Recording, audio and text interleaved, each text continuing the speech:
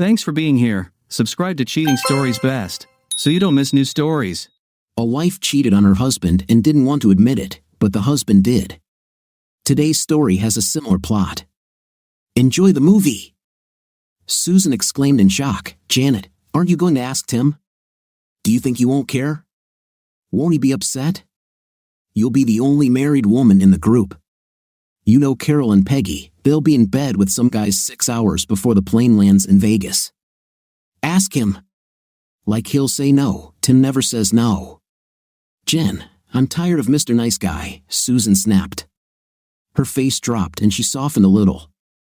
It's not like I'm going to cheat on him. I just want to relax for a while. I'm bored to death. There's no adventure in my life. Janet Simpson, Susan's longtime friend, just shook her head. Okay, Sue, it'll be fun. Just be careful. I wouldn't want you to ruin your marriage. Marriage? Laughed Susan Burns. What Tim and I have is not a burning passion, Jen. We've been together for over 22 years, and I've never seen him truly passionate. Living with him is like living with Mr. White Bread. Damn, Sue, what's wrong with you? I thought you really loved him. Why are you so bitter? I don't understand. Tim is the sweetest, kindest person I've ever met. If you're more than him, if you don't want him, I'll take him without a second thought. And I know several hundred other girls who think the same. Janet exclaimed. Susan Burns sighed heavily. I know. I love him, but I'm tired of living with Mr. Perfect. He never loses his temper, he doesn't get too upset, he walks away from any conflict, hell, he doesn't even fight with me, even when he disagrees with me. He is so gentle towards me and gives in to me so easily. And that's bad? Jan asked in surprise. Are you upset that he treats you well? Are you crazy? Sue just shook her head. You don't understand, January. He lets people step on him. He doesn't protect himself. Remember the New Year's party? Walter Lou was drunk and crazy and was trying to provoke Tim. He almost called Tim a coward. Tim just left him. Jan, he should have nailed Walt, but he didn't, he simply turned and walked away. I was wondering if Tim really was a coward, Sue said softly. Jan could see that her friend was really upset now. Unshed tears sparkled in her eyes. Janet took Susan's hands and tried to comfort her. Sue, everything will be fine. Why don't you talk to him? Try to get him to be more decisive. Sue caught her breath and pulled herself together. I've already tried 1,000 times. He always tells me that violence never solves problems. Sometimes I get so angry with him, I don't know what to do. That's why I want to leave for a while. I really need it, January. Sue smiled bravely at Janet. Besides, you know what they say, what happens in Vegas stays in Vegas or something like that. Janet smiled back at Sue, but she felt cold and worried about her friend. Tim Burns was a really nice guy, just over 5 feet 9 inches tall and weighing about 160 pounds. He was slim and fit, morning runs and workouts allowed him to stay in shape. After graduating from high school, Tim immediately entered the U.S. Navy since he did not have money for college, and service was one way to get an education. 4 years later, his dream came true, and he was accepted into university to study finance and accounting. He was older than his classmates and took his studies very seriously, not throwing parties or going out. He was going to make the most of this opportunity. Leaving his years in the Navy behind, Tim focused on getting the best grades possible. At the beginning of his 3rd year, Tim met Susan Sims. A friend introduced her to him in the student cafeteria. The 3 of them had lunch together, and Tim felt comfortable and intrigued around her. She was apparently 5 feet 6 inches tall and had a figure that was very pleasing to the eye. She had short dark hair and blue eyes that sparkled when she was excited about something. She gave Tim her phone number, and he actually called her. At first, they dated lightly, they both seemed to be cautious, but they soon became a couple. One evening, after dinner and on the way back to the dorm, Tim parked his car in a local park and turned off the engine. Turning to her, Tim began hesitantly, Sue, listen, I want to talk to you. Just talk, she asked, a question in her eyes. Yeah, look, we've been dating for a few months now, and I need to tell you how I feel. Sue just sat there and waited, a twinkle in her eye. It's not easy. Damn it, Tim muttered, unsure of himself. Sue, I love you and I want to marry you, he chanted as he blushed. Tim, how do you know? Sue said quietly. We've never done anything other than kiss and hold hands. How do you know you love me? Tim looked at her with some surprise on his face. I respect you, Sue. I would never try to take advantage of you. Why should I treat you like a frivolous girl? He answered. Frivolous? Frivolous, she exclaimed. What makes you think that intimacy between two people who care about each other makes a woman frivolous? Tim, I'm not sure you love me. I think you want a girl who's like Mother Teresa, not one who has blood in her veins. Sue sat back in her seat with a look of disappointment on her face.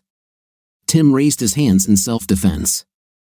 Wait, Sue, wait, he retorted. That's not true. It's just that I was in the Navy for 4 years, and the girls we encountered weren't your typical coeds. I just wanted to make sure I treated you the way you deserved. He thought for a moment and spoke again in a low voice. I really love you, Susan Sims. I want you to be my wife. I want to be with you for the rest of my life. Sue began to cry and reached out to him. Oh Tim, I love you too. You are the sweetest, most thoughtful, most compassionate person I have ever met. Yes, I will marry you. It was a quick ride for Tim, from just kissing to having an intim in the back of the car. Sue laughed. When you start, you don't waste time. I've wanted to do this for a long time, Sue.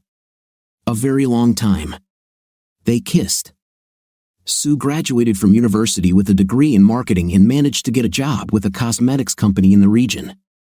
She would have to undergo a training period of several months before she would be given her own territory. She was surprised by the salary, it was quite generous. Tim still had a year left before graduating from university, but they didn't want to wait and soon got married. They managed to rent a small apartment near the university. Sue worked and Tim studied, and it worked out well. After graduating, Tim was able to find work in the area as a junior accountant, and with 2 salaries, they had few financial worries. When Susan became pregnant a year later, they decided that she would take maternity leave and then return to work after providing adequate childcare. In fact, Susan decided, and Tim agreed. She gave birth to a daughter whom they both adored. Given the complications during childbirth, Sue could not have any more children. They were disheartened but grateful for their daughter, Amanda.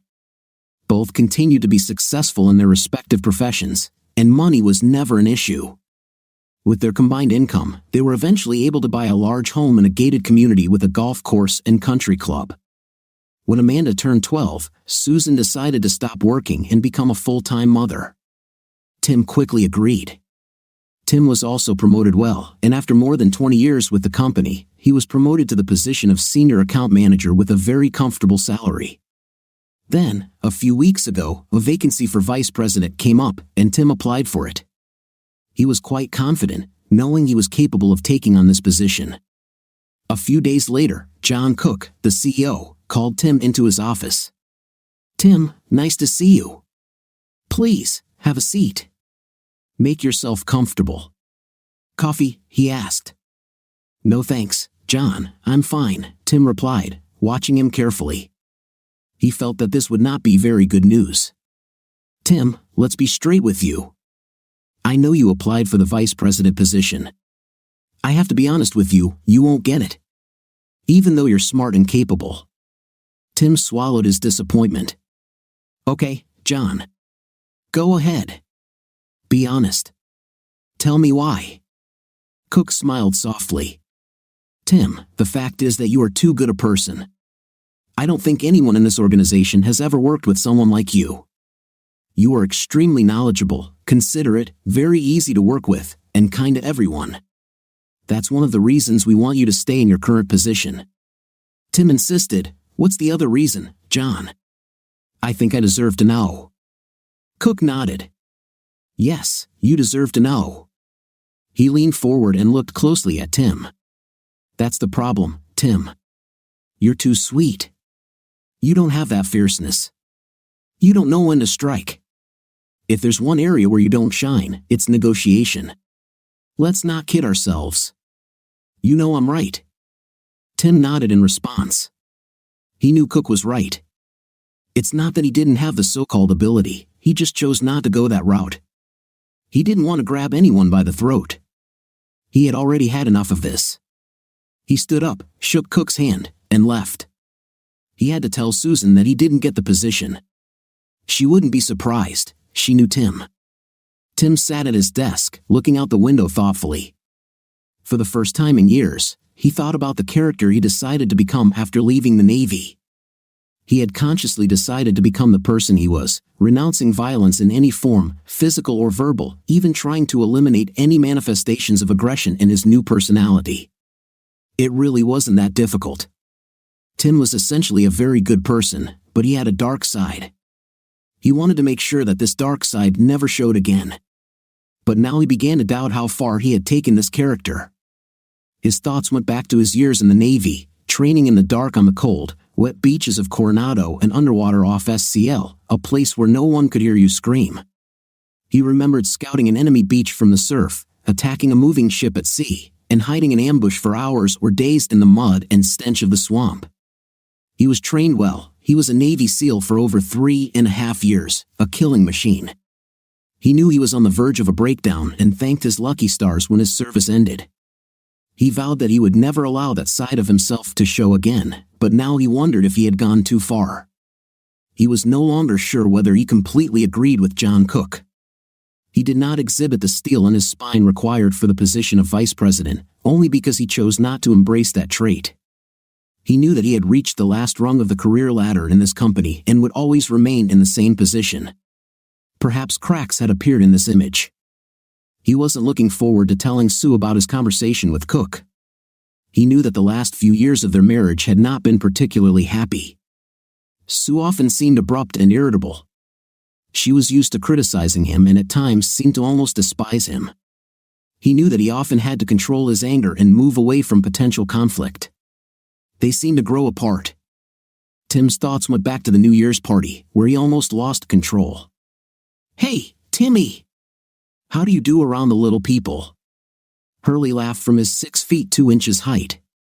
Tim stood completely still and just looked at Hurley while Sue stood there, looking at Tim. "Okay, Timmy," Hurley continued condescendingly, "we know little people don't like to get hurt." He then laughed loudly as Tim turned and walked away. The scene at home later that night was not pleasant. Sue couldn't wait to confront him. "What the hell is wrong with you?" she hissed. "How can you let that idiot make you look like a fool? He made you look like some kind of coward. Why didn't you defend yourself?" "What would you like me to do, Sue?" Tim asked tiredly. "Would it have been better if I had physically attacked him? Would a witty comeback have been more appropriate? He was drunk, and I didn't want to make a scene." "Leave it," Sue said with contempt. "Is it better that you looked like a coward? Sometimes I wonder about you." She turned and left the room. They both slept poorly that night. Tim returned to the present. Not just that night, something was going wrong in their marriage. Sue seemed almost indifferent to him most of the time. He also noticed that they hadn't made love in months. She didn't seem interested, and her attitude put him off. Who would want to make love to a woman who is not interested? Tim realized he was approaching a crossroads in his life, but he was confused and worried. The facade he had so carefully built over the years now seemed to be cracked, and he didn't know what to do. He shook his head and put his worries aside for the moment. Later that evening, after dinner, Tim told Sue about his conversation with John Cook. She waved her hand indifferently and told him sharply that she was not surprised. Sue then told him that she and the girls were going to Vegas for a long weekend. She turned her attention back to a corny TV show she was watching. Tim sat and looked at her. "Which girls?" he asked. "Isn't this something you should have talked to me about before you committed?" Sue looked at him impatiently. "Listen, Tim, it's Jan, Carol, Peggy, and me. We're going to have fun for a couple of days. It's not a big deal, so don't pester me." Tim continued to insist. "Aren't they all married? Do you think your little trip is in order?" Sue stood up, turned off the TV, and then faced him sharply. Yes, she answered sharply. I think it's totally appropriate. So just shut up. I'm a grown woman, and I'll do what I want. With those words, she turned and went into the bedroom. Tim sighed heavily. Things were getting out of control, but he wasn't quite sure how to deal with it. He felt that the situation would get worse before it got better, if at all. Later that week, Tim returned home from work to find Sue in the kitchen. She shouted that dinner was almost ready and asked him to wash and change clothes. He walked into their bedroom, quickly took off his suit, washed his hands and face, and then put on a pair of casual pants. He noticed Sue's suitcase on the bed and remembered that she was going to Vegas with her friends for the weekend. He didn't know why, but he unfastened the clasps on the bag and looked inside. In the front pocket, he saw packed underwear with Victoria's Secret tags still on them. He saw small thongs and lace bras, things she hadn't bought or worn in a long time. He slowly closed and zipped the bag. Tim did not yet realize that the cracks in his personality were becoming wider. Tim! Sue shouted. Dinner is ready. When you come down, bring my bag. Janet will pick me up in the morning. Our flight is at 10:25. Tim did as he was told, placing the suitcase by the front door. At the dinner table, he broke the silence. You didn't tell me where you were staying, Sue. Sue looked up, stunned, as if she hadn't expected him to ask. We'll be in Rio. But don't call there, we'll be hanging out most of the time. If you need to contact me, just call my cell phone. I'll be in touch. Tim nodded, knowing what he needed to do. He woke up early Friday morning and quietly got ready for work so as not to wake Sue. He arrived at the office long before everyone else and settled down at his desk. Okay, he said to himself as he picked up the phone, enough messing around. Time to start making business calls. Venetian, how can I direct your call? A female voice answered. Ron Harkham, please. I'm not sure if the boss is already there. Would you like to leave a message? Try calling him anyway, Tim insisted. The phone was picked up after one ring. Harkham. Hey, Ron, it's Tim Burns, Tim said softly into the phone. There was a short pause. Tim, it's been quite a few years. How are you doing? I need a favor, Ron, Tim began to explain what he needed. I don't care what kind of hotel she told you. We'll find them and keep you posted. They can't even pee without telling us. I'll contact you from time to time. Harkham paused. I'm sorry, Tim. You deserve better. And remember, whatever you need, just call me. Seals never forget. Tim thanked him and hung up.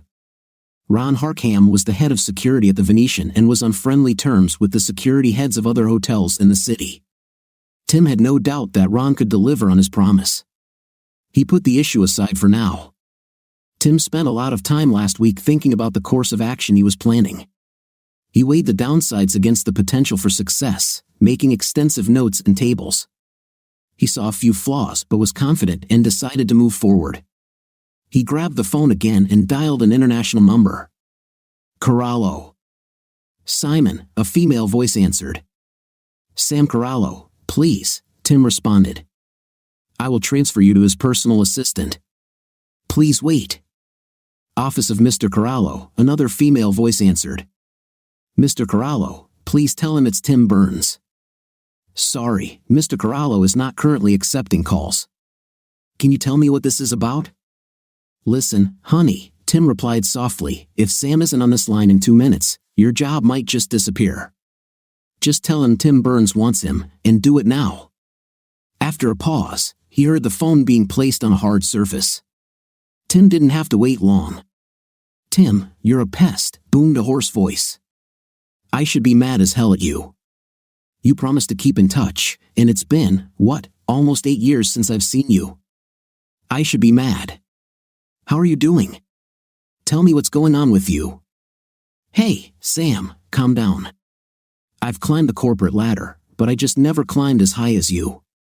Then again, Donald Trump never climbed as high as you, Tim joked. Tim, it's really good to hear from you. It's been too long. I mean it, we should keep in touch. All the guys should. We were a band of brothers. Tim heard the emotion in Sam's voice, and it choked him up a little. You're right, Sam. I think we should take steps to organize this, but first, I need a favor. It's money, Sam. I need money. Damn, is that all? Tell me how much and where to send it. Sam exclaimed into the phone. I don't know how much yet, and Tim outlined his plans to Sam Corallo. Okay, Tim, I'll set up a line of credit for a couple of million at my bank. Just draw on it as needed. If it runs out, I'll add a couple million more. Sam, we also need to discuss things like the interest rate and repayment schedule, Tim insisted. There was a pause, and then Sam exploded, You fool. Insulting me. You stupid idiot. If you were here, I would break your neck. Well, maybe not me, but I would make one of my guards try. He laughed. Tim laughed. Okay, Sam, calm down. We'll discuss this later.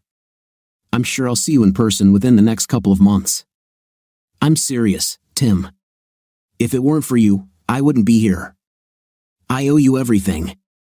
I told you a long time ago, whatever you need, you must call. Sam, please, Tim replied softly, remember that. Thanks, Sam. I remember, Tim said. They quickly finished discussing the details and ended the conversation with promises to meet soon. Tim looked at his watch and realized that most of the morning had passed. He pressed the intercom and asked Pam, his secretary, to come into his office. Hi Pam, please have a seat, Tim said, looking at her carefully. Pam was an attractive woman in her 40s, a divorced mother of 2. She had worked for Tim for over 6 years, and he greatly appreciated her abilities. Pam, do you remember the first time I interviewed you for this job? Pam nodded. You considered me a merit candidate because I had a master's degree in business management from Wharton. I told you that I was looking for a position that would allow me to spend time with my growing children, and that money was not my main goal. My ex provided a good amount of child support, right? Tim replied, I have a proposal for you. Please relax and let me explain everything. Sue and Janet enjoyed brunch the next morning in the hotel cafe. Both looked a little rumpled and had red eyes. Damn, Jan, I really got drunk last night. I drank too much and I feel terrible right now, Sue muttered, then laughed. You know, I think it did me good. Maybe I'll do it again tonight. We both got drunk last night, Jan giggled. We were lucky that the guys we danced with didn't insist they could have come with us. Sue smiled at her. Maybe it wouldn't be so terrible. Remember, what happens here stays here. Jan smiled back but was worried about her friend. She knew Sue had gone too far and was afraid for her. Don't get carried away, Sue. Remember Tim? Yeah, Tim, Sue muttered, uninterested. We probably won't see Carol or Peggy until flight time tomorrow. I bet they'll be walking funny. I told you they would quickly find company, Jan replied. That's why they come here from time to time. They'll be fine, they're with 2 decent guys. I checked. Sue smiled. You're like a mother hen, January. You're a good friend. Later that night, Jan walked into the lounge and found Sue waiting for her.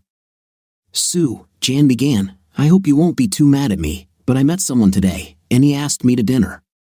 I'm meeting him in the cafeteria in a few minutes. That's great, January damn, that's great. Sue responded enthusiastically. I'm really happy for you, honey. Don't worry about me. I'll grab a bite to eat, have a couple of cocktails, and go to bed. Have a good time, January. I mean it. Jan smiled. I have a few minutes, so I'll have a drink with you. I don't want him to think I'm too impatient. Suddenly, a man's voice sounded loudly above them. Well, look at this, 2 beautiful women sitting alone. This is a crime. The girls looked up, scared. What the hell are you doing here, Walt? Sue asked. Where else would I be, Susie? I'm a liquor salesman. I come to Vegas 1 weekend a month. This way, I can serve everyone here in one go, and that leaves me with weekdays to work with the local dealers. But what are you girls doing here? Walt Hurley asked. Just a weekend away, Walt, Janet answered, biting her lip and immediately regretting giving him that information. Alone? I'm surprised, Susie. Tim let you go to Vegas alone? I always thought he was a coward, but I didn't think he was that stupid, Hurley laughed. Sue's lips pursed, and she answered him sharply, watch your language, Walt. I don't like it when you talk about Tim like that. Hurley immediately apologized. Damn, I'm sorry, Sue. Sometimes I'm too stupid for my own good. I'm really sorry, and I'll apologize to Tim when we get back. You're good people, Sue said, pleased with Hurley's reaction to her anger. Maybe he wasn't as much of a jerk as she thought. Either way, he was definitely attractive. Janet hesitated and looked at her watch. Sue noticed her concern and quickly reassured her, you better go, January. Go have fun. I'll be fine. Go. Jan stood up and said, I'll see you in our room later, Sue. Okay, of course. Don't worry. Good luck, Sue smiled. They watched as Jan quickly crossed the lounge and entered the large hall. Hurley turned to Sue. Sue, please believe me, I'm really sorry. Okay? Sue shook her head and smiled. Okay, Walt, but no more jokes, okay? Absolutely. I'll try to be on my best behavior. Now, please accept my invitation to dinner. I don't like eating alone, and I'm sure you don't either. There's a great little Chinese restaurant in the hotel, and I'd be over the moon if you could keep me company. Sue hesitated for a moment and then shrugged.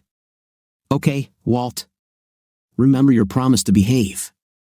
Sue was pleasantly surprised by how much she enjoyed Walt's company.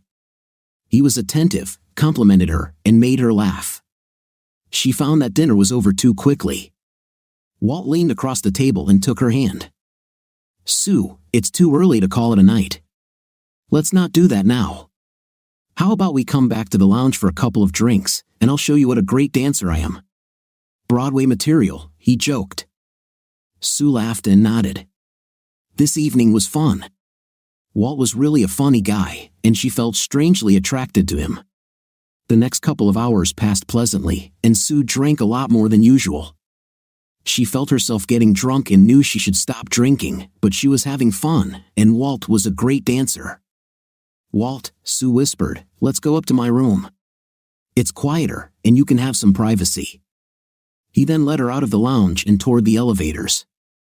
Sue walked, staggering down the corridor, leaning on Walt. Oh, Sue, you seem a little drunk. You're a real party girl, he grinned slightly. Sue laughed again and held onto him as he opened the door to his room. They both staggered around the room before catching their balance. They made love. Sue mumbled something about needing to go to the toilet and jumped off the bed, heading toward the bathroom. She didn't see Walt put his hands behind his head and smile, whispering, stupid. Now I can have her whenever I want. Sue sat on the toilet, shocked and dazed. The effects of the alcohol overshadowed by the enormity of what had happened. She never imagined it would go this far and was terrified that Tim might find out about her infidelity. She knew that she loved her husband and could not understand why she gave in so easily. Walt, I need to leave. Just be quiet and don't argue, she told him as she walked back into the room. Walt just smiled and nodded. He watched as she quickly got dressed and rushed across the room to the door. Then he threw his head back and laughed loudly. Tim finished packing a hasty dinner on Saturday night and settled into the den with a newspaper he had no intention of reading. He realized that Sue had not called him. He hadn't seen or heard from her since she left on Friday morning. He had already called the Rio, and there was no one listed there with that name, nor the names of the other 3 women. Tim wasn't surprised by the feeling of emptiness that overwhelmed him. He felt a sickening emptiness that was completely foreign to him. Without a shred of proof, he knew that his marriage had truly reached a crisis. Deep down, in the deepest corners of his soul, he felt that his marriage was over, and this realization was killing him. He loved Susan, but not the same Susan of recent years, not the indifferent, protective woman she had become. She had lost all respect for him, and he knew that when she returned, his life would change. If she had really cheated on him, not only would the marriage die, but a part of him would also die. The doorbell interrupted his thoughts. Tim picked up the phone. "Tim, this is Ron." "Hey, Ron," Tim replied, his heart sinking. He knew what he was about to hear. "I don't have good news. Your suspicions have been confirmed. She has contacted a well-known player here, a liquor salesman named Walt Hurley. I have a full report as well as photographs. Just tell me what you want to do." Tim couldn't answer. Too many emotions were raging within him. He felt himself being washed over with heat and cold. The confirmation of Susan's infidelity, although expected, and the fact that the other man was Hurley, were revelations that took his breath away. "Tim, I'm really sorry," Ron continued. "I can only imagine how you feel. Look, I'll keep all this information in my safe. Just call and tell me what you've decided. Don't try to talk now. I'll call you back. Tim, please don't do anything stupid. Pour yourself a drink and clear your thoughts. Promise me, buddy." "Thanks, Ron," Tim finally managed to say. "I appreciate your help, and no, I won't do anything stupid. I promise. Just keep everything safe, and I'll get back to you." "Thanks again, Ron." Tim sat there, seemingly in a daze. He began to tremble and had to grab the arms of the chair tightly. Tears silently flowed down his cheeks, and he felt destruction and sadness penetrating to the very core of his being. He loved her. Why did she betray him so cruelly? Didn't she see how much she meant to him? Tim suddenly felt a wave of nausea and barely made it to the bathroom, where he vomited his dinner. He rinsed his face and his mouth. His thoughts became gloomy, and he saw only a bleak future ahead of him. Then anger took over, and he found an object for his icy wrath. Hurley. Hurley will pay, Tim muttered to himself. Hurley will never be able to cheat on anyone's wife again. Hurley will die, and die slowly, at my hands. Then suddenly, the shock of what he was thinking made Tim wince. He realized what was happening to him. Susan's betrayal had turned him into a killer, something he had suppressed for many years. He pulled himself together. No, he would never return to the person he was. He had put it behind him, and to give in now would be to betray everything he believed in. He reminded himself that Hurley had to pay, but also recognized that it wasn't just Hurley's fault. Susan shared the blame equally. Now he had to make decisions about the present. He had to accept that his marriage was effectively over. It was already difficult enough for him to accept Susan in recent years. Her infidelity now made any pretense of a loving marriage a travesty.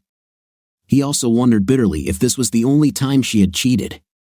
He pushed those thoughts aside and began to focus on the next few hours.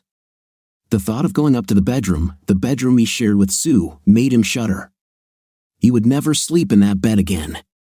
He packed as many of his clothes and toiletries as he could, placed suitcases and boxes in his car, and then booked a hotel room in the city.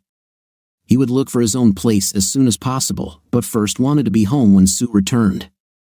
He wanted to meet her face to face. Susan and Janet shared the plane ride home in relative silence. Janet exploded when she learned of Susan's blunder, and they had a violent fight. Janet finally turned to Sue as the plane began its descent and gently took her hand. "Listen, Sue, let's not ruin our friendship. I'll be there for you no matter what you decide. You understand that the days ahead won't be pleasant." "I know, January." Sue sighed heavily. "Like I said, I was drunk and made a mistake. I hate what I did, but it happened, and I need to accept it. What Tim doesn't know won't hurt him. After all, he and I didn't have an intimate life anyway." Janet's eyes narrowed. "You're not going to tell him?" "You know I won't say anything. But what if he finds out sometime in the future? It could be even worse." No, let's not fight again." "Just think about it," Janet said. They fell back into awkward silence. Janet picked up her car after dropping Sue off and drove her home.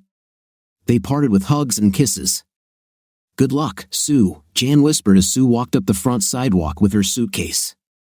Sue shook her head and raised her chin boldly as she opened the door and walked into the house. She saw Tim sitting in his chair. "Hey, honey, did you miss me?" She smiled bravely. "We had fun, but it's good to be back home." Tim looked at her coldly. Sit down. I want to know everything about your trip. What was so fun about it? Although he spoke quietly, there was a strength in his voice that Sue had not heard before. She cringed slightly but quickly pulled herself together. I'm tired, Tim. I want to take a shower and change into something more comfortable. I'll tell you everything later. You're not going anywhere. I told you to sit down. Now sit down, or I'll get up and make you, Tim said threateningly. Sue turned to him. What the hell is wrong with you? I just said I'm tired. We'll talk later. And if you don't like it, we won't talk at all, she exploded. Tim stood up in an instant and found himself right in front of her. I've never laid a hand on you in anger, but if you don't sit down, I'll spank you, he growled. He then placed his hand on her chest and slowly pushed her toward the chair. Taking a deep breath, Tim returned to his seat.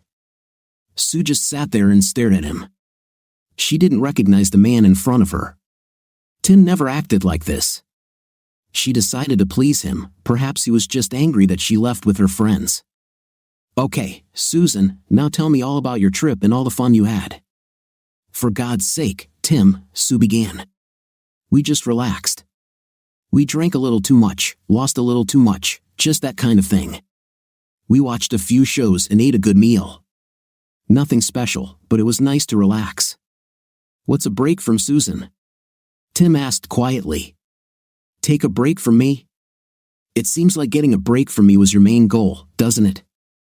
Sue exploded. I don't understand what you're getting at. I'm tired and don't want to play your stupid games. With these words, she began to get up. Sit the hell down, Susan. We're not done yet. Not by a long shot, Tim responded sharply. Tell me, Susan, how many men have you had behind my back? How many times have you cheated on me? How many times have you been unfaithful? I'd really like to know. Sue sat there, pale with horror in her eyes. How much does he really know, or is it just a guess? She thought to herself.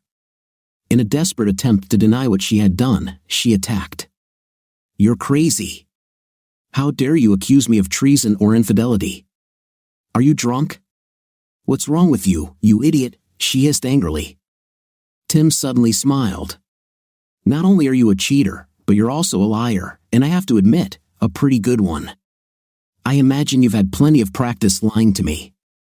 I know, Susan. I know all about your date with Hurley in Vegas. You're so stupid.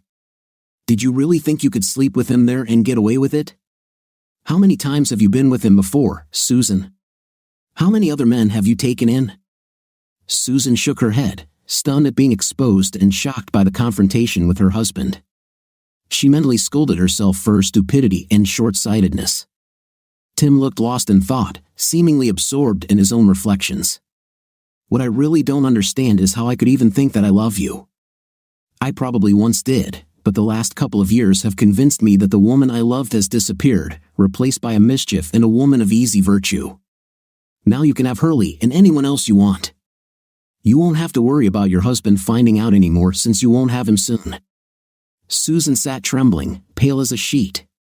She had never seen Tim so angry, so cold and cruel. This was the new Tim she was now facing. Please, Tim, she begged. Please at least listen to me. I screwed up. I made a mistake. I know that, but you can't just throw away our years together. I swear that was the only time I was unfaithful. I didn't want this to happen, I swear, she pleaded, tears now flowing from her eyes. Tim looked at her with obvious contempt.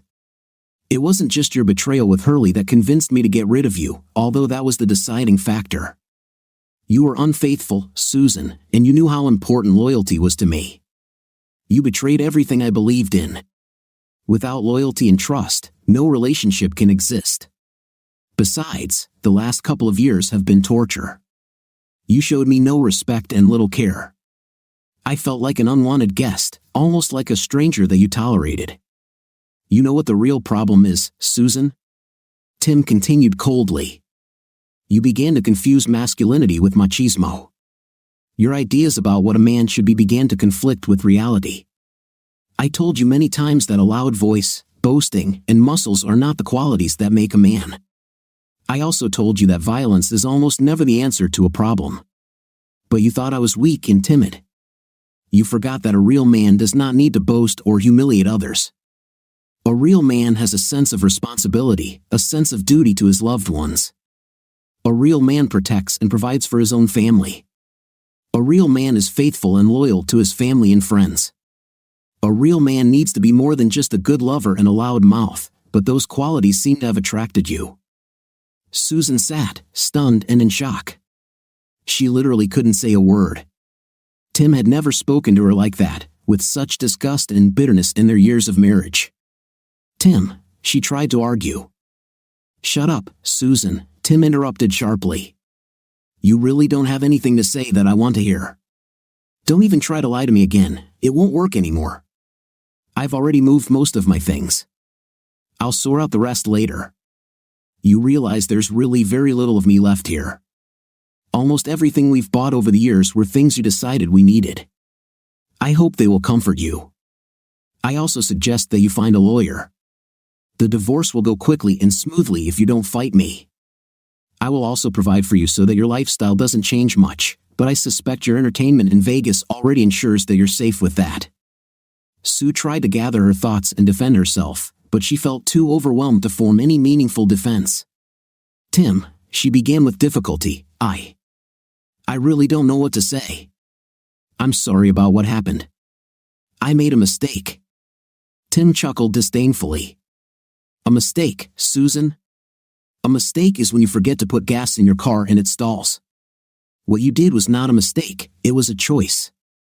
You chose to go to Vegas and sleep with Walt Hurley. You chose to lie to me. You chose to betray me and our promises to each other. It was not an accident, it was a conscious decision. Susan sat there, not knowing what to say. The fact that he was right only made it worse. Her betrayal was truly a conscious choice, not a spontaneous offense. Tim stood up and picked up his keys. I'll stay in a hotel for a couple of days until I find something permanent. Don't worry, I'll notify you of the divorce papers through a lawyer. I don't want to talk to you directly anymore. Everything between us is over. He headed toward the door and stopped before leaving. I always thought we were growing together, Sue. I thought I could trust you more than anyone else in the world. Now I realize how wrong I was. I hope one day you understand the magnitude of your mistake and find a way to forgive yourself. However, I'm not going to do that. With these words, Tim left the house, closing the door behind him. Susan heard the car pull out of the garage, the sound of its engine gradually receding until it disappeared completely. Left alone, she felt as empty and broken as she could imagine. She sat with her face buried in her hands and cried until tears began to flow through her fingers. She knew that she had lost not only her husband but also her best friend, and no amount of apology or regret would bring back the past. The next few months passed very quickly for Tim. He had a business to grow and thanked his stars that Pam was working alongside him in her new role as HR director. Her tireless work and experience proved invaluable. Soon, they had a core team, and many potential clients showed interest. The divorce went smoothly, and despite Sue's numerous attempts to contact him, which he rejected, it was finalized in just a few months. Tim spoke to his daughter Amanda often since he moved. She repeatedly reminded him that her mother was confused and desperately trying to do everything she could to rekindle the relationship. Tim patiently explained to her that this was impossible until finally Mandy stopped trying. Tim promised to keep in touch with her and indeed called her every week. Tim was in his office when a courier delivered a large brown envelope to Kim, his new secretary. Tim, you have a FedEx delivery from Doug Klein. Shall I bring it to you? She asked through the intercom.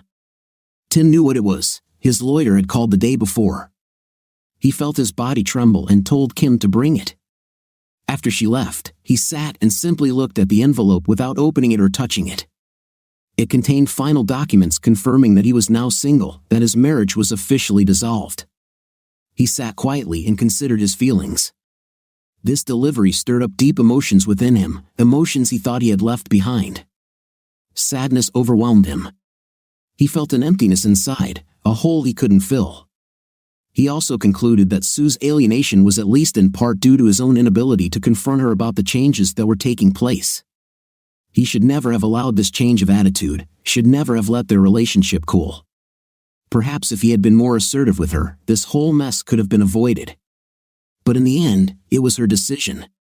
She was a grown woman and knew the consequences of her actions. One way or another, Tim decided that was in the past now. He needed to look to the future. What Tim didn't realize was that while he was receiving the final divorce papers, Sue was receiving them too. They were delivered by mail from her lawyer 2 days after Tim received his copy. She sat at the kitchen table and simply looked at the envelope without touching it or opening it. She knew what it contained. Her face fell, and tears appeared again. She wiped them away and tried to collect her thoughts. She still couldn't accept the destruction of her marriage. She knew she loved Tim and would always love him. She also admitted that it was her actions that led her to this state, but she couldn't think of anything she could do that she hadn't already tried. She needed to come up with something, anything. Tim hadn't forgotten about Walter Hurley. A couple of months after the final court decision, he decided to start visiting a bar that Hurley sometimes went to. It was within walking distance of his office. He began stopping there after work and soon became a recognizable visitor. A few weeks later, one early evening, Tim heard loud and cheerful voices from a side room of the establishment. He thought he recognized Hurley's voice, loud and smug. Hell, I've had a dozen married women in recent months. They're all women of easy virtue when it comes down to it, he laughed. He was surrounded by his retinue, who egged him on and laughed with him. Tim walked to the entrance of the room and looked inside. Hurley noticed him immediately and grinned with joy. Well, look who's here. How's it going, Timmy? Susie finally kicked you out, huh? Guess you couldn't match me, huh? He laughed roughly. What makes you think that any woman would want an idiot like you, Walt? Tim said slowly and clearly, not taking his eyes off his prey. You little idiot. I'll teach you to respect your elders. Walt yelled and lunged at Tim. There was a fight. A 911 call led to the arrival of ambulances and police. It was soon determined that Tim acted in self-defense, and no charges were brought against him. After the commotion died down and the police completed their interviews, Tim stood up and left the bar, heading home. He felt good, not because he had harmed Hurley, but because he had not lost control and killed him, although he could have easily done so. Maybe sometimes a little violence really is the answer to a problem, he thought to himself with a smile. Several months passed, and BFS continued to thrive. Tim took hiring very seriously, choosing only the best people with outstanding knowledge in the field and rewarding them generously. He also ensured that all of his clients were treated with respect, fairness, and always with their best interests in mind. He discovered that the keys to business success are not that complicated: provide excellent service, set fair prices, and do whatever it takes to maintain customer trust. His credo worked. He now found himself running a very successful business. So why wasn't he happy? Why didn't he feel satisfied? He did not want to or could not understand the reasons for his discontent. He refused to think about it. Tim was at his desk when Kim told him that Mr. Lou Kaufman was calling. Lou? Damn, it's been a long time. Good to hear from you, Tim exclaimed. Hey, Tim. Yeah, long time no see. I'm just sitting here feeling a little sad, you know. There's only 4 of us left. It makes you think about your own mortality. Yeah, I know, Lou Doug died in a car accident and Tom died of a heart attack. But you, of all people? People shouldn't be bothered with that. Hell, you're a clinical psychologist. Does that bother you? Tim asked quietly. No, Tim, it doesn't bother me, but it's certainly depressing to think about, which is quite normal. I should know that, Lou laughed. Anyway, Tim, I just wanted to call and let you know that I've moved. I now live only half an hour away from you. That's great, Lou. I can't wait to see you. Let's meet. Oh boy, you don't even know, Lou said. Marcy died of ovarian cancer over a year ago. That's one of the reasons I decided to move. I wanted to get away from that part of the country, too many memories. There was a pause. Damn, Lou, I'm so sorry. Why didn't you call? I would have been there for you. We all would have been. I know, Tim. But there was a time when I really wanted to be alone. It was a difficult time for me. I needed to deal with it on my own. It's just a trait of my character. I understand myself. I've already trained enough, he laughed quietly. Anyway, Tim, how about lunch tomorrow? Can you leave, or is your new business taking up all your time? Lunch sounds great. And yes, I'll be able to leave. Luckily, I have great people here, and I don't have to hover over them. They know what to do. The next day, Tim and Lou sat in a cozy booth, ordering from the waiter. They talked about old times and what they had been doing in recent years. Tim learned that Marcy's illness began suddenly, and her death was relatively quick. He knew how much Lou loved and depended on his wife, and he sympathized with him. Okay, Tim, Lou said, you knew this question would come up. What the hell happened between you and Susan? I can't believe you got divorced. I don't think I've ever seen two people more in love. Tim suddenly and without warning felt his heart jump into his throat. He gasped and was unable to speak for a moment. Lou saw this, and his face frowned with worry. Calm down, buddy. Just relax and take a deep breath. Don't try to say anything for a few minutes. Lou grabbed Tim's forearm and squeezed. Damn, Tim finally breathed. Where did that come from? It caught me off guard. Sorry, Lou, I didn't mean to lose my temper like that. Tim took a deep breath and looked at Lulu. Don't tell me you're going to do psychological bullshit or try to analyze me. Please, this is all too painful, and I really don't want to dig up all this dirt. It's been almost 2 years, and I need to learn to get over it. Tim, you know better than anyone that I'm a friend, just a friend, and I would never treat you like a patient. I know you too well, and we have too much in common. What I do know is that you need to open up to someone, and I also know that you won't find a better person than the one who is now in front of you. Tim finally nodded and admitted, yes, I know you're right. Let's eat first and then go to my place. It's nearby. They talked about minor things during lunch and then headed to Tim's apartment, where they settled down in armchairs with a nice bottle of wine that they shared. Tim didn't know where to start. He knew that Susan's betrayal was not the beginning of their problems. They had begun much earlier than this climax. So, he started telling Lou about how Sue had slowly changed over the years. He recounted the petty insults, contempt, and indifference she had shown. He ended his story with Sue's adventure in Las Vegas. Lou listened carefully to Tim's story, nodding or asking questions when appropriate. When Tim got to the Vegas event, he noticed that Tim hesitated and seemed pained. It was clear that the hurt was still fresh despite the passage of time. Tim, have you tried to figure out the reasons for Sue's behavior change? Did you sit down with her after her trip to Vegas to try to understand why she did it? Damn, Lou, you're so analytical. Her change in behavior didn't happen in a week or even a month. It was gradual and almost insidious. It was easier for me to ignore her when she acted like that. I didn't want a confrontation with her. I was afraid of losing control and getting angry. No, I didn't sit down with her after she slept with someone in Vegas to calmly discuss her condition. I was furious, completely furious. Lou, she betrayed me. She destroyed any trust one had in her. She was unfaithful. Tim's voice rose on the last sentence, and Lou could see how upset he was. Okay, Tim, calm down. I understand what you're trying to say. I'm glad you spoke up. I think it might benefit you. Tim sank into a chair, pale and shocked. He was also surprised by how deeply he was still hurt. How long will I suffer? He asked himself. When will I finally get over this and find some peace? Susan walked wearily to the front door of the house and answered the doorbell. Oh, hi, January. Come in, she said quietly. Jan walked in and shook her head in exasperation. Oh my God, Sue, you look terrible. You need to get a grip. It's been almost 2 years since your breakup, and you act like it was yesterday.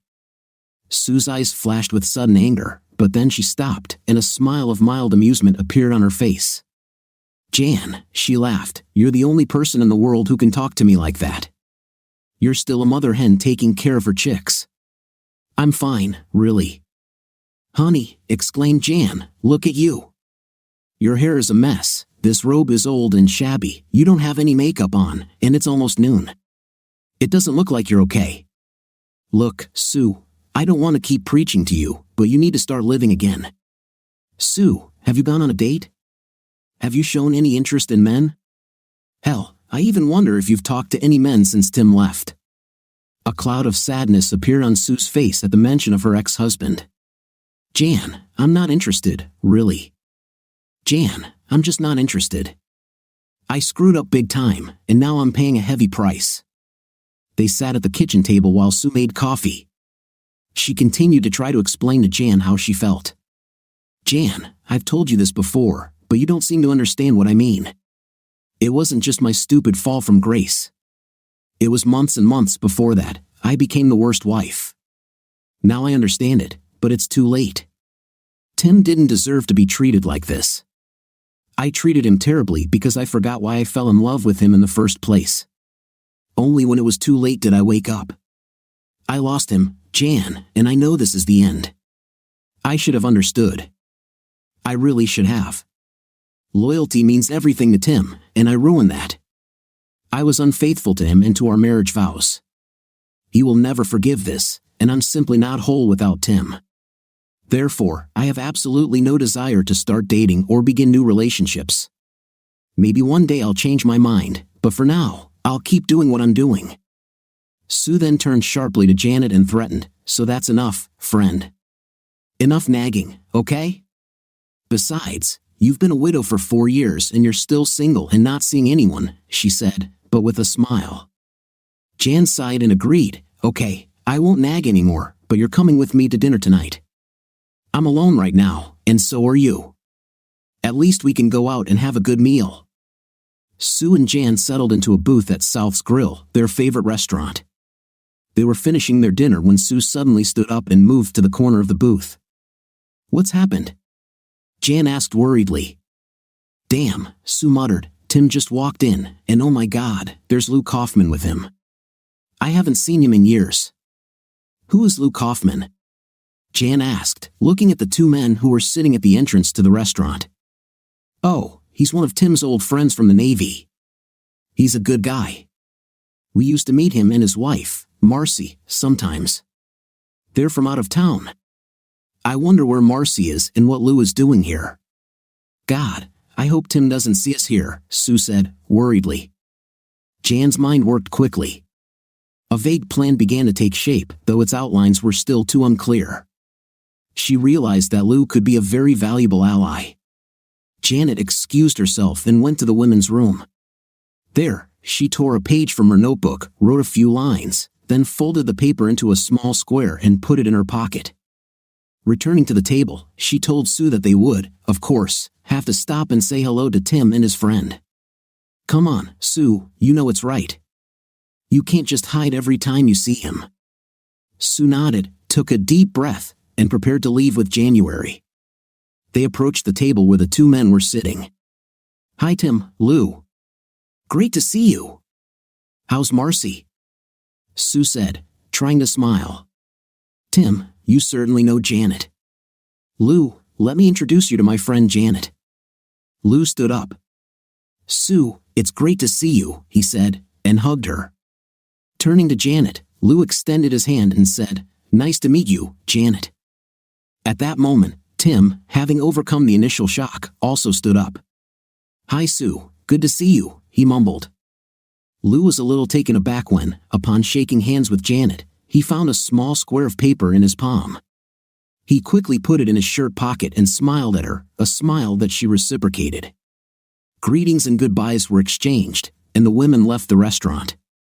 Sue was a bit flustered, but Janet was smiling. Tim walked Lou to his car, and they parted with promises to meet again soon. Lou squeezed Tim's shoulders and reminded him that he would be there when Tim needed him. Tim, looking concerned, nodded and patted Lou on the back as he got into the car. Lou sat in his car and watched Tim drive away. He took out the small square of paper Janet had handed him and unfolded it.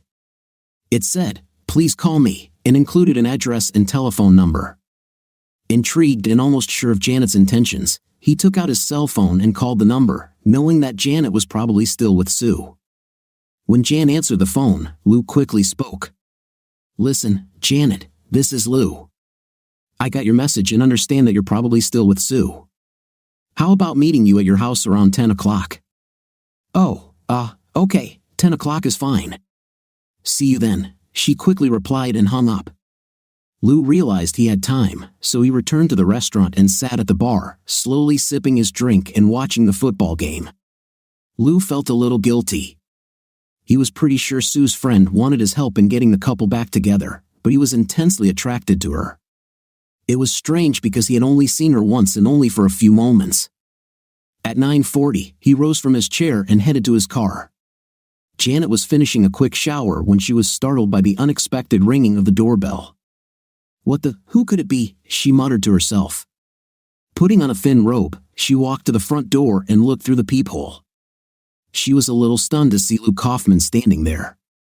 She opened the door slightly, leaving the security chain in place. "Lou, what happened? Why are you here?" she asked worriedly. Lou looked puzzled. Didn't we agree on 10 o'clock? Jan quickly realized the mistake. "I thought you meant tomorrow morning, not tonight," she laughed. "Okay, since you're here, wait. I'll open the door." Lou walked in, feeling a little awkward. "I'm so sorry, Janet. I don't know how I got so confused. I'm just really excited about your message because I think we're on the same page." He hesitated, clearly nervous and feeling out of place. He quickly realized that Janet had just taken a shower and wasn't wearing much under her robe. Jan suddenly realized the same thing and pulled the collar of her robe closer to herself. She blushed a little but pulled herself together and smiled ironically at Lou. "I think you caught me off guard, Lou. Why don't you sit down? Would you like some coffee?" she asked. Janet, I can come back tomorrow. I really didn't want to barge in on you." Lou hesitated, clearly feeling awkward. Janet looked at him, now amused. "He's cute," she thought, "and I'm standing here almost without clothes." She turned to him and said, "It's okay, Lou. You're already here. Just excuse my appearance." "Excuse me," Lou thought to himself. He sighed and said quietly, "It doesn't bother me at all, Jan," and smiled. Janet laughed, then looked at him in surprise. She wondered when was the last time she laughed like that. As she fiddled with the coffee maker and tried to carry on a conversation, Lou stood in front of her, trying not to lower his eyes below her neck. He was painfully aware that there were no visible bra or panty lines under her thin robe, and he noticed that her figure was strong and slender. They returned to the living room with mugs of coffee. Janet settled on the sofa and pointed Lou to the chair opposite her. "Lou, I think you know why I gave you this note. I really think Sue and Tim still love each other, and I want to do everything I can to help them get back together.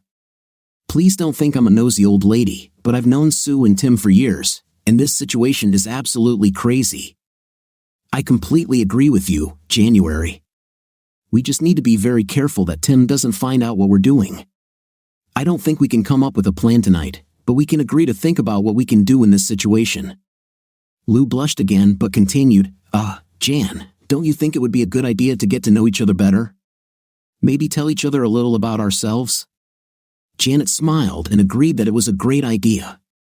While sipping her coffee, she gave Lou a brief overview of herself and her background. As she spoke, she relaxed and began to enjoy the company of her guest. Lou had a hard time concentrating on what she was telling him. Suddenly, she turned to him. "Lou, are you listening to me?" she asked. Lou nodded vigorously. Yes, of course, January. Of course. I guess it's my turn now." He began to give her a brief overview of the years after the Navy and before his wife's death. Janet listened attentively to Lou's story, becoming completely immersed in it and forgetting that she was wearing only a thin robe. Lou stopped speaking, unable to continue due to the sight in front of him. Janet, thinking that he was temporarily speechless due to the memory of his wife's death, nodded sympathetically. "Lou, it's okay. I understand how you feel. Don't forget, I also lost my spouse. I know this pain, this loss. Believe me, I understand you completely." Lou suddenly stood up and cleared his throat. Janet, it's late and I'm really sorry for intruding like this. I really appreciate what you're trying to do, and I really want to help as much as I can." He knew he was mumbling again and also knew he was blushing. Janet was startled by his sudden movement, and when he turned away from her, she saw how without anything she was. She also blushed and pulled her robe tighter. Then she stopped and smiled. "Is he that embarrassed by my body?" she thought to herself, pleasantly surprised. They said goodbye, and Lou promised to call her the next day. They agreed to meet and think about what plan they could develop. Lou drove away from Janet's house, his thoughts full of confusion. He couldn't fully understand what had happened. He knew he was very attracted to this woman. Even with her slippers on, she was only a head shorter than his 6 feet 4 inches height. She had short blonde hair, thick and soft. He knew she was well over 40, but her body was obviously firm and slender. He sighed, embarrassed by these feelings. This was the first time since he had been alone that he felt so attracted to a woman. I wonder if Janet, standing at the kitchen counter, was also lost in thought and experiencing similar emotions? The next day arrived with a clear and bright morning. Lou was impatient to go to Janet. He called and agreed with Janet that it would be nice for Sue to be there as well. He had something important to explain to Sue about why her infidelity was so destructive to Tim, much more so than to the average husband. Why it would be so much harder for him to forgive her and why reconciliation might be impossible. Jan opened the door and greeted Lou with a smile. She wore a short sundress that showed off quite a bit of leg and cleavage. Lou had to force himself to focus on the reason for his visit. He realized that a relationship with Janet was something he would explore. Sue ran up to him and hugged him. "Oh, Lou, it's so good to see you. Do you really think you can help bring us closer together again?" "I'll do whatever I can to help." "You know that," she begged. Jan prepared a full pot of coffee, and they moved into the kitchen, sitting down at the small breakfast table with mugs of the steaming drink. Lou frowned a little and began, "Sue, I really don't know if I can do much, so you shouldn't get your hopes up." He saw Sue's face fall and hurried to continue. "Please let me explain why I seem so pessimistic, but you both have to promise me that what I tell you today will never leave this room. What I'm about to say must remain strictly confidential. Promise?" He looked at both women. They both reassured him, and he began to tell them about Tim's years in the U.S. Navy and exactly what his job was like during those years. Both women sat spellbound, surprised that such a gentle-looking man could have such a past. Lou patiently explained to them why Tim valued loyalty so much and why he felt Sue's betrayal so strongly. Sue sat listening with a feeling of horror and remorse. How could she have been so stupid, so blind, and so selfish? Now she realized that she had confused restraint with cowardice, tolerance with weakness, and aversion to violence with cowardice. She sat and slowly came to the realization that the chances of forgiveness from Tim were very small. Lou finished speaking. They all sat in silence, the women digesting the information they had just received, and Lou contemplating his next words. "Sue, I'm not sure how much I can help, but I'll try to see what I can do. I won't make any promises, though," he cautioned. Sue sat still and nodded, her eyes sparkling with unshed tears as she looked toward a future without Tim. Lou, however, was not as pessimistic as he seemed. He knew Tim and had a plan. Luckily, his plan didn't require any action, just a lot of quick talking. Tim opened the front door and was surprised to see Lou Kaufman standing there. "Hello, Tim. Can I come in?" Tim blinked. "Of course, Lou. I'm just surprised to see you. Is everything okay?" "Yeah, everything's fine. I just talked to Sue at Janet's house," Lou said. He saw Tim's eyes harden and quickly walked over to him. "Now listen to me, Tim.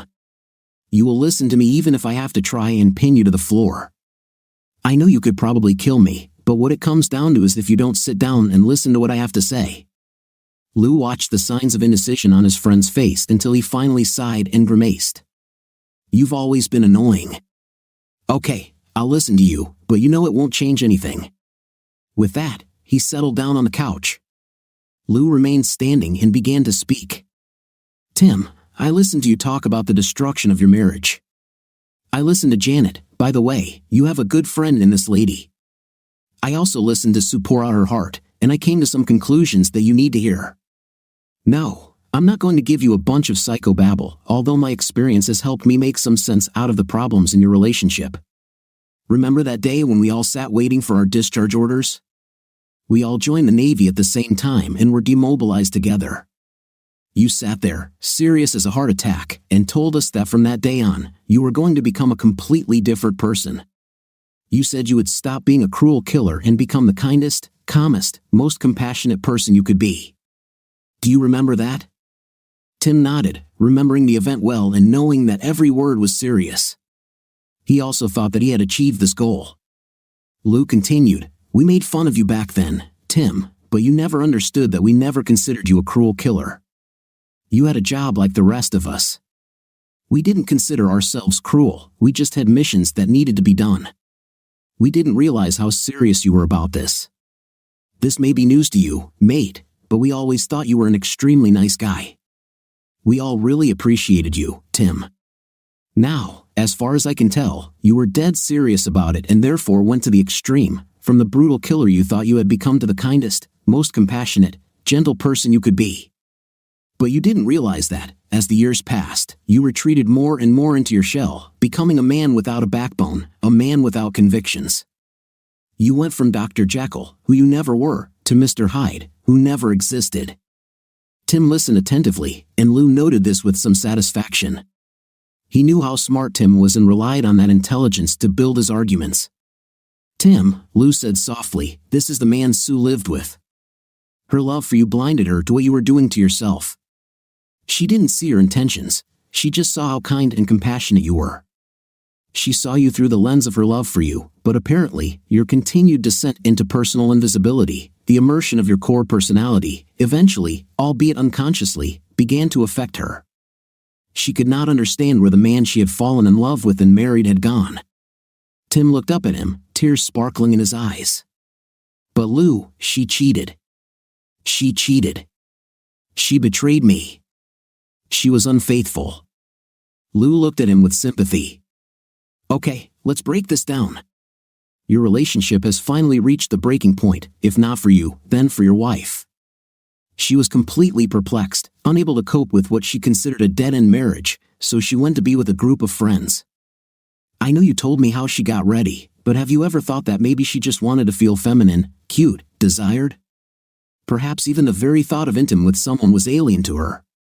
Then she got drunk and fell into the clutches of a womanizer, a scoundrel who treated her to drinks, showered her with compliments, which I'm sure you haven't done in a long time, acted like a real macho man, and took advantage of her. Look, Tim, I'm not condoning what she did, but it wasn't a relationship, it wasn't a long-term affair. It was just one night, and she felt disgusted afterward.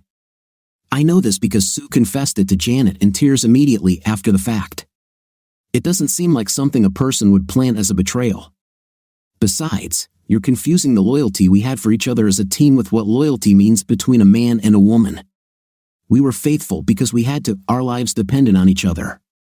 Lovers are faithful because they want to be. But when the foundation of a relationship starts to break down, everything starts to break down, even loyalty. And it's both of you to blame. That's enough." Tim shouted. "Damn it, Lou, that's enough." His voice dropped to a whisper. "I can't listen anymore. Lou, please leave me alone." He was sobbing now. Lou suddenly found himself with tears in his eyes, and his heart sank with sympathy for his old friend. He quickly walked over to the bar and poured some strong vodka, which he handed to Tim with trembling hands. "Tim," Lou said softly, "I took absolutely no pleasure in what I said to you, but I truly believe it needed to be said. I love you like a brother and did it out of love and respect for you. Have a little vodka and just think about what I told you. That's all I ask." Lou turned slowly, worried about Tim's state of mind, and walked out the door. 30 days had passed since the confrontation between the two friends. The season had changed, and Tim was sitting at his desk, looking at the new buds on the maple tree just outside the window. He turned back to the desk with a sigh and picked up the phone. They answered him on the first call. "Hello, Sue. This is Tim. Can we talk? What do you think of our story today?" My favorite part was when the husband decides to force his wife to confess to cheating. What do you think? Write in the comments. See you in the next video.